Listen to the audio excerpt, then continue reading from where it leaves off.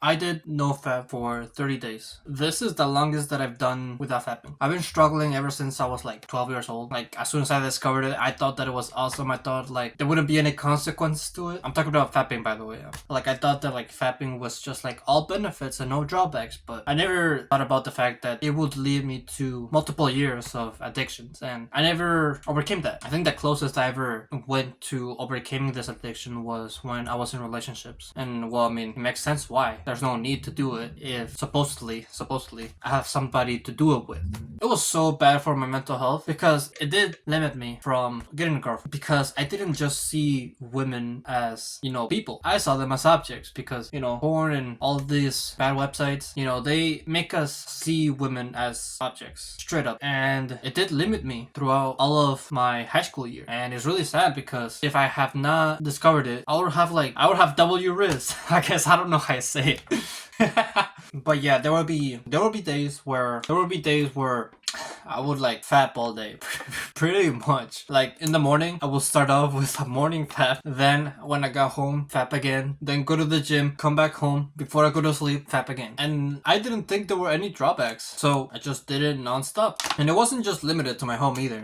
Like, I did it in places where I shouldn't have, but it is so important that you don't make the same mistake. Because if you're able to control your energy, then you're able to spread that energy to other places that'll make you more successful in the that'll make you more successful in the long run. But I'm getting off topic. I want to talk about my experience. So pretty much I've throughout my college days, I've been more aware of the fact that I shouldn't be fapping. I will say most of the time it will be like 3 times per week. It's still not good, but it was an improvement to 3 times per day. I was still not taking it seriously. I still not conquered it. And at the beginning of this year, I set the goal to fap less than 100 times. Throughout the whole year, less than 100. Seems really easy, right? It's much more easier to say it than actually do it. But yeah, I feel like having that goal really made an impact on this 30 days, a whole month without doing it. I feel like making a specific goal, having a goal each month can really help you. But yeah, that's how it started. And the first week of no fapping was really easy. My whole schedule was pretty much work, school, make videos, edit videos, go to sleep, and maybe read if I have the time, or watch educational videos. That was it. That was week 1. The longest I've gone before the 30 days was 1 week. Usually at the second week I would relapse, but this time it was different. The reason for this is because there was an event that triggered something, and this event was really impactful for me and my family. Well, I mean, mostly me, to be honest. I feel like my family didn't really care about it, but I crashed my car, and it was a rainy day. There was a homeless man walking by. I couldn't really see it, and I see that car in front of me stop really fast with the brakes, and I couldn't really see why he was stopping, and I couldn't really see the car in front of me because it was raining. And so when I hit the brakes too, my car slid and I hit the car in front of me. So when that happened, right, huge consequence. I expected to not have my car back for a couple of months even, and I expected my family to pretty much let me pay for the damages. That's not what happened. I had a job, I could have paid it over time, but what ended up happening is my mom and my dad paid for all, and I couldn't say no. So this triggered something inside of me of am I really this triggered something inside my brain to just start hyper working. Because if you fuck up and have somebody else pick up the pieces that you made, you will want to take responsibility. But if you don't take responsibility for that, you still want to seek out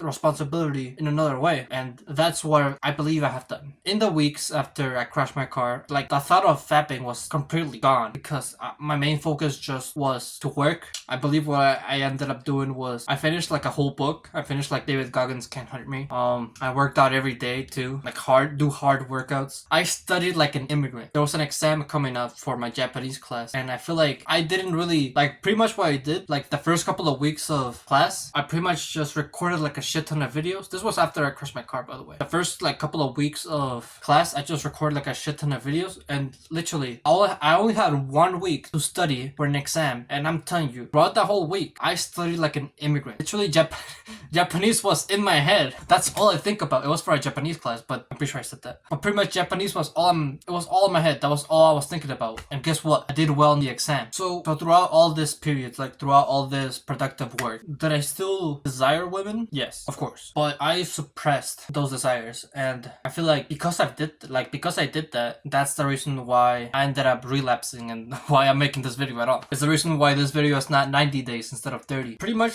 since I repressed my feelings towards women and my desire for women, that led to me eventually finding the easy way to get feminine energy in the world. That led to me relapsing like a couple weeks ago. I suppressed my feelings for women because I saw it as a distraction, and I feel like a lot of modern influencers have like encouraged to suppress your feelings for women in order to focus on your work, and that's what I did. But the main point that I want to get at is, if you want to succeed in anything in life, if you wanna quit a bad habit, if you wanna be successful, if you want good grades, there has to be some sort of unsatisfaction, right? The reason why I did all this work and I did all these things that are productive is because I was unsatisfied with the fact that I let my parents pay for my car crash. I was unsatisfied with the fact that I didn't have enough money to pay for my mistake. That's why. And what's crazy about today's world is the fact that unsatisfaction is not as common due to the fact that there's different ways to be satisfied. You want to satisfy your hunger? Well, get junk food. It's the tastiest and easiest to do. You want to fulfill your feminine needs? Well, just watch porn. You want brotherhood? Well, why go outside and do sports with your friends when you can just get in a computer, look at a screen, I guess, play with your friends, I guess. Your real friends, your